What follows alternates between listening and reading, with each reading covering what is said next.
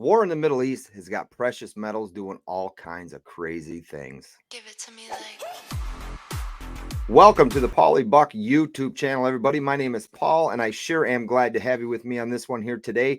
Today, I am going to share some clips with you from a podcast that a company that I am an affiliate with, Money Metals Exchange, puts on once a week. And it's actually a very good podcast. It's a few minutes long, and it talks about the war in the Middle East. It's talking about Social Security. It's talking about your stocks. It's going over all this great information. And why have myself repeat that when I can play some clips from that podcast to keep you all in the loop, and then also bring awareness to this podcast and to Money Metals Exchange, who I do buy from and continue to buy from. Definitely check out Money Metals Exchange if you are on the hunt for some precious metals right now. They have a website full of precious metals. Definitely give them a look.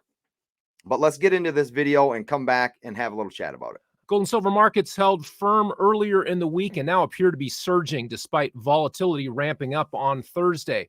A hotter than expected inflation report helped trigger a spike in bond yields and a sell-off in stocks. Precious metals, meanwhile, are garnering some safe haven buying as the threat of a larger scale war grows, pitting the United States and Israel against Hamas, Iran, and other avowed enemies of the Jewish state.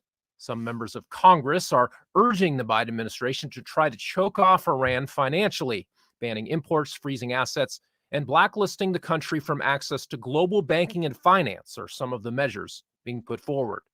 A similar campaign of financial ostracization has been waged against Russia.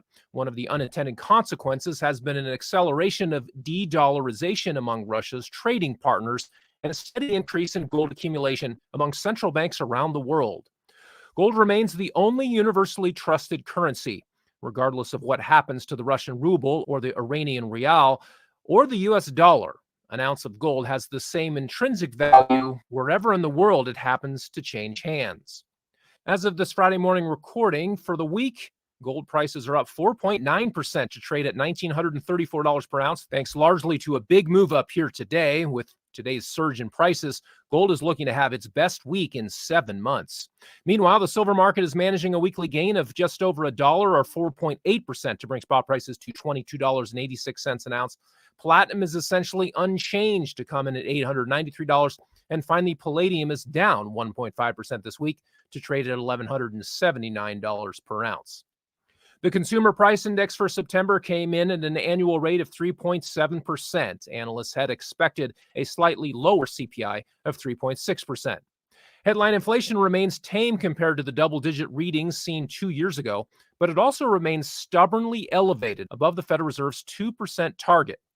Whether the Fed has the will to continue hiking rates to bring inflation down is in doubt. The recent surge in long-term interest rates by the bond market may function as a more potent form of tightening than another bump up in the short-term rate that central bankers control.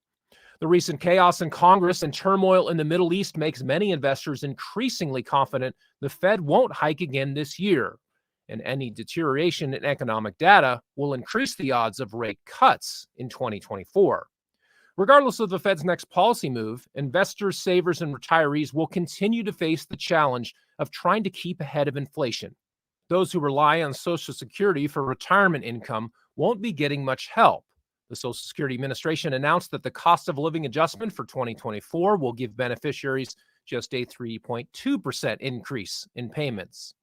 Needless to say, actual costs of living for millions of retirees are increasing at a much faster pace than 3.2%.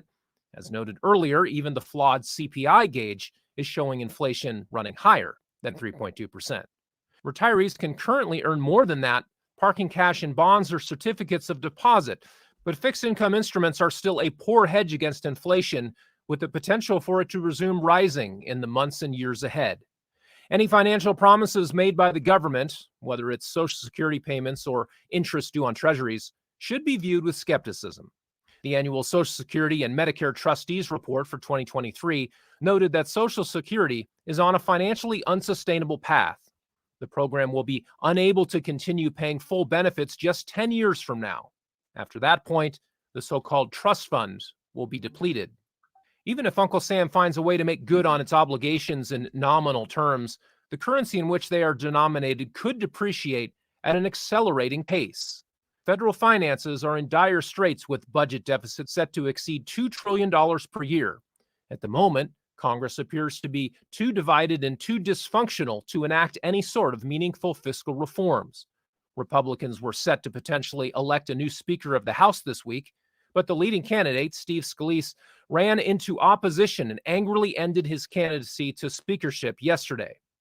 Fiscal conservatives weren't convinced that he had any intention of ending the practice of omnibus spending schemes that got his predecessor Kevin McCarthy fired from his job. Where the GOP goes for Speaker now remains to be seen. Unfortunately, there are no viable political solutions on the horizon for reining in deficit spending or rescuing entitlement programs from their impending insolvency. There are only monetary solutions. They will manifest in the form of more currency creation.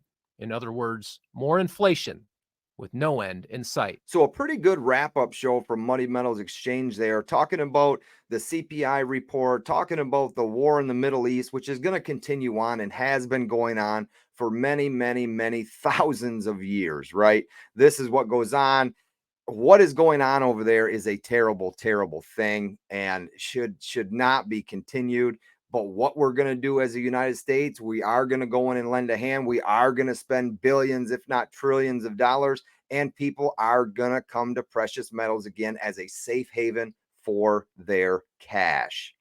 Now, as far as the stock market, that's going to do what it's always done, especially when there are worries of what is going to go on with some of these companies, along with even the GM, the auto workers union, going on strike. There are a lot of companies that are laying off workers now who make parts for these companies. So you're going to see a lot of crazy stuff still going on. And then leading into 2024 is an election year. We're not too far away from that.